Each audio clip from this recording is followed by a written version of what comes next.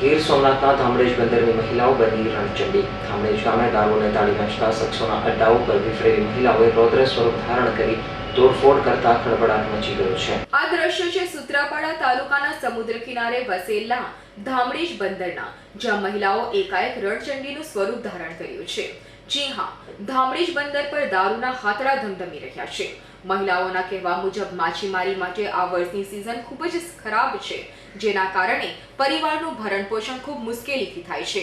અહીં પાણી પણ વેચાતું લેવું પડે છે, પરંતુ અહીં પાણીથી પણ દારૂનું વેચાણ વધારે થાય છે। સમુદ્રમાં સિઝન નબળી હોવાના કારણે આવક શૂન્ય છે, છતાં અમારા ઘરવાળા દારૂ પી અમને પરેશાન કરે છે। એટલું જ નહીં, માર પણ મારે છે। પોલીસ દારૂના ધંધાર્થી પાસેથી રૂપિયા લઈ દારૂ વેચાણ કરાવતી હોવાનો મહિલાઓએ ગંભીર આક્ષેપ લગાવ્યો છે। વારંવાર દારૂ બંધની માંગ કરવા છતાં કોઈ નક્કર પગલાં ના લેવાતા બંદરની મહિલાઓ ટોળાના સ્વરૂપમાં એકત્ર થઈ દારૂના અડ્ડા ચલાવતા શખ્સોના ધંધા પર હલ્લાબોલ કર્યો છે।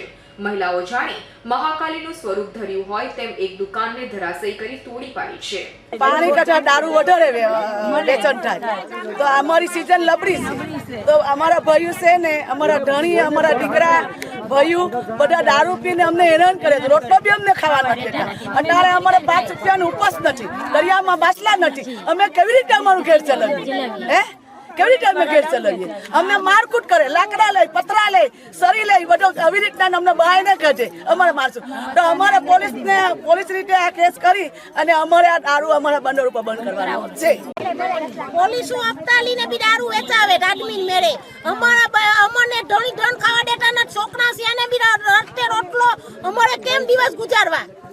એટલે અમે તમારી મેળે સહી માંગે કે અમને દારૂ બંધ થવો જોઈએ।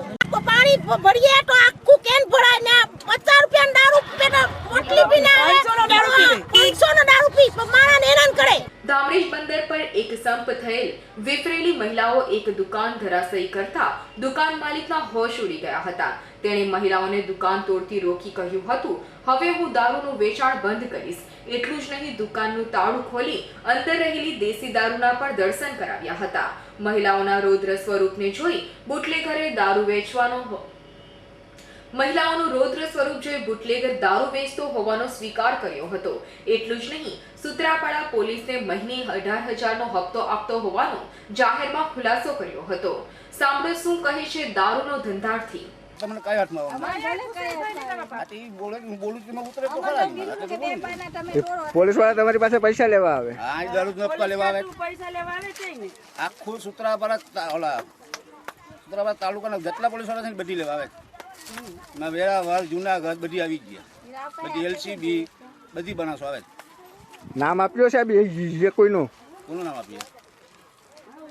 અધિકારીઓનું નામ કે તમારી પાસેથી રૂપિયા લેવા? બધી સરકાર મને લખેલું હોય। અમારે ધંધો કર ફટકર ના આવી ઉભો એટલે કોઈને 500, કોઈને 200, કોઈને 1000, કોઈને 1500, કોઈને 5000 એવા નહીં આવે। હવે આ ધંધો કરવો પડે, બાકી આ ધંધો થાય ને એમ।